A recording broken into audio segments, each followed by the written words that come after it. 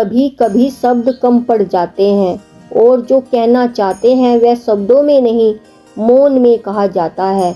यही मौन सबसे बड़ी प्रार्थना है, क्योंकि ईश्वर को शब्दों की भाषा नहीं चाहिए, उन्हें चाहिए हृदय की निशब्द पुकार। जब कोई भक्त मौन हो जाता है तो समझो उसकी प्रार्थना अपने चरम पर पहुंच चुकी है। शब्द वहां तक नहीं जा पाते जहां मौन पहुंच जाता है। शब्द केवल द्वार है, पर मौन वह मार्ग है जो सीधे ईश्वर के हृदय तक जाता है। राधा ने कभी कृष्ण से कुछ कहा नहीं, फिर भी कृष्ण उनके प्रेम को सबसे गहरा मानते हैं, क्योंकि सच्चा प्रेम शब्दों से नहीं, मौन से बहता है।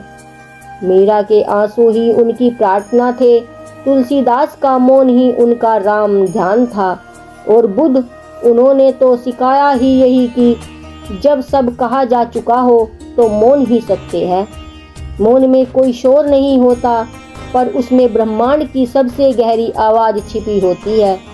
जब तुम शांत बैठते हो, जब मन रुक जाता है, तो वही मौन तुम्हें तुम्हारे भीतर के ईश्वर से मिलाता है।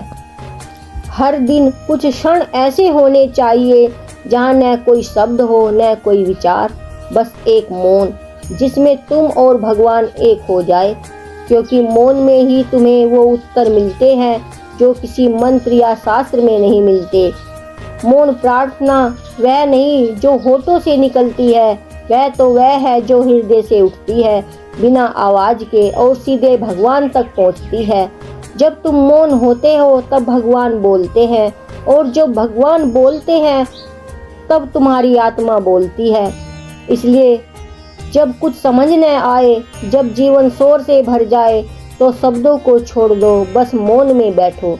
वही मौन तुम्हारा मंदिर है, वही ध्यान है, वही सबसे बड़ी प्रार्थना है। मौन वह भाषा है जिसमें आत्मा भगवान से बात करती है, और जब यह संवाद शुरू हो जाए तब जानो तुम्हारी प्रार्थना सुन ली गई है। जहाँ शब्द रुक जाए वहीं से सच्ची प्रार्थना शुरू होती है। राधे राधे।